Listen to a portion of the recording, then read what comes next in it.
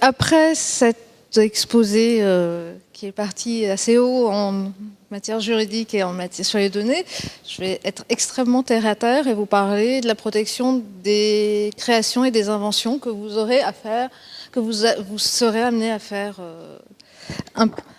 le long de votre expérience. Alors, je vous parle de la protection de la propriété industrielle et la première question qu'on doit se poser, c'est à quoi ça va me servir de déposer une marque, un modèle, un brevet? Alors la première réponse, c'est à valoriser ma R&D, ma recherche et développement, parce que un brevet est un actif, une marque ne l'est pas forcément, mais un brevet l'est, ça valorise les inventeurs, c'est aussi un outil marketing, savoir qu'il y a marqué...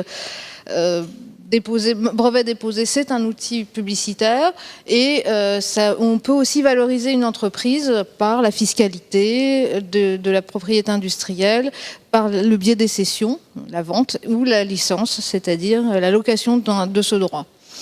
C'est aussi un outil concurrentiel, c'est-à-dire que ça permet de devenir ou de rester leader sur des marchés en stoppant les concurrents, soit sur une technologie pour le brevet, sur un design ou sur un signe ou une image de marque quand on a besoin d'une marque extrêmement forte, et à interdire à des tiers d'utiliser sans mon autorisation mon invention, ma création ou mon nom.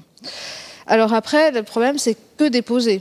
Quand on arrive avec une invention, une création, une innovation, la plupart du temps, on ne sait pas très bien ce qu'on doit déposer. Est-ce que c'est un brevet? Est-ce que c'est un dessin modèle? Est-ce que c'est un nom? Est-ce que éventuellement c'est juste pas juste, mais enfin, est-ce que ça peut faire l'objet aussi du droit d'auteur parce que c'est du logiciel? On ne sait pas bien. Alors, je vais vous donner les 3 exemples pour vous guider un peu. Déjà, le brevet. Le brevet, ça protège une solution technique à un problème technique. C'est-à-dire que s'il n'y a pas un problème technique, et si la solution n'est pas technique, ça ne pourra pas être un brevet. J'ai l'impression d'enfoncer des portes ouvertes, mais c'est important de le dire quand même. Après, la deuxième question souvent qui vient, c'est après la question est-ce que je peux breveter, c'est quand je vais déposer mon brevet? Il y a effectivement ce problème de timing parce que le critère de brevetabilité, un des critères importants de brevetabilité, c'est la nouveauté. Et la nouveauté est absolue, c'est-à-dire qu'on ne peut pas si nous-mêmes on a divulgué son invention, on ne peut plus la protéger. Donc il faut faire extrêmement attention à savoir quand déposer, quand faire en sorte que on dépose avant de divulguer, mais des fois il faut divulguer, on doit pouvoir divulguer parfois avant, dans un cercle restreint, etc. Donc ça fait partie des questions auxquelles il faut pouvoir répondre in concreto, c'est-à-dire à chaque cas, on pourra répondre est-ce qu'il faut déposer. De toute façon, il faut déposer avant d'avoir divulgué, si on veut un brevet.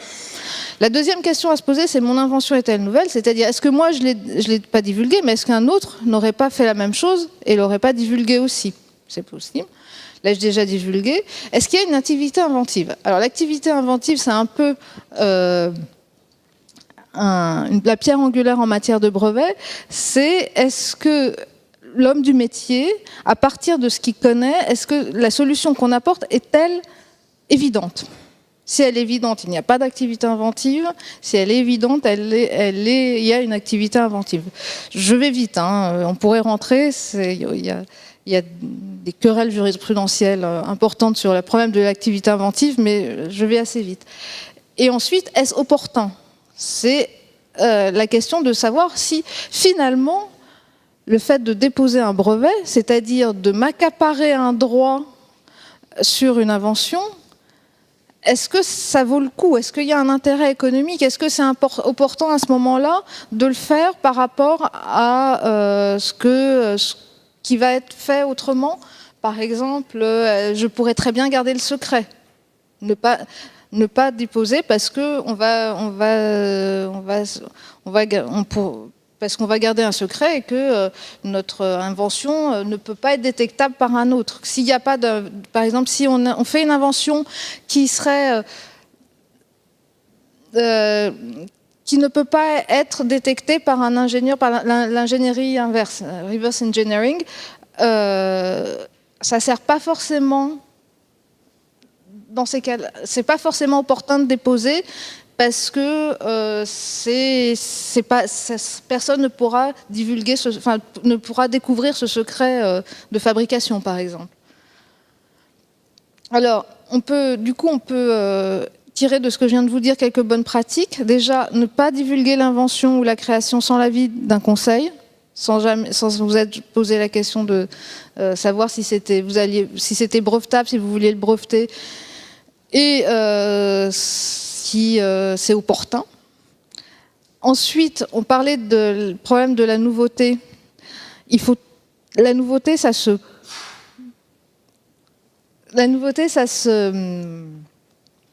prouve. Donc ça veut dire qu'il faut pouvoir tenir à jour des cahiers de labo, comme on fait dans certains labos, qui soient signés, contresignés par les personnes qui travaillent sur les inventions, et éventuellement déposer des enveloppes solo qui permettent de dater avec une date certaine le contenu de ces enveloppes. Et de toute façon, la question essentielle qu'on va voir rapidement aussi pour les marques et les dessins et modèles, c'est que va-t-on faire de son brevet et quel est l'intérêt économique pour ma société de déposer. Alors, une autre alternative, enfin une autre possibilité de dépôt, c'est le dessin et modèle. Alors, le dessin et modèle protège l'aspect extérieur d'un produit, c'est souvent un design. Alors la question qu'on se pose, c'est comment on peut protéger. Qu'est-ce qui est protégeable? Ce qui est protégeable, c'est ce qui est nouveau. Alors on a une nouveauté absolue aussi, mais avec un droit de divulgation d'1 an avant son dépôt. C'est ce qu'on appelle un droit de priorité d'exposition de 12 mois avant son propre dépôt. C'est-à-dire que si soi-même on a divulgué, on peut déposer pendant les 12 mois suivant sa propre divulgation. Est-ce qu'elle a un caractère propre? Là aussi, c'est une question juridique un peu complexe, mais en gros, ça veut dire est-ce que ça se distingue de ce qui existe sur le marché en termes de design, toujours, et est-ce que je ne suis pas mieux protégée par le droit d'auteur? Parce qu'effectivement, parfois, le droit d'auteur qui protège quasiment la même chose, mais qui n'est pas le même outil, permet aussi de le protéger. Je passe rapidement à la marque. Alors, la marque, ça protège le nom d'un produit ou d'un service. C'est-à-dire que c'est un signe associé à des produits et services. Alors, les questions à se poser, c'est quel signe déposer? Est-ce qu'il est distinctif? C'est-à-dire, est-ce qu'il ne sert pas à désigner le produit que je veux protéger? Par exemple, une table pour une table, mais une pomme est un nom tout à fait commun, mais pour des ordinateurs, c'est une extrêmement bonne marque. Est-ce qu'il est disponible? C'est-à-dire, est-ce qu'il n'y a pas d'autres personnes ne peut venir m'embêter et s'opposer à l'exploitation de ma marque? Et pour quel produit et service? C'est extrêmement important. Et enfin, qui va en être titulaire? C'est-à-dire, est-ce que si dans une société, est-ce que c'est moi, est-ce que c'est le dirigeant, etc. C'est des questions qui peuvent avoir une incidence importante sur la fiscalité, surtout. Et enfin, ma marque est-elle adaptée à mon marché? Et la dernière slide. Quelques bonnes pratiques en matière de marque.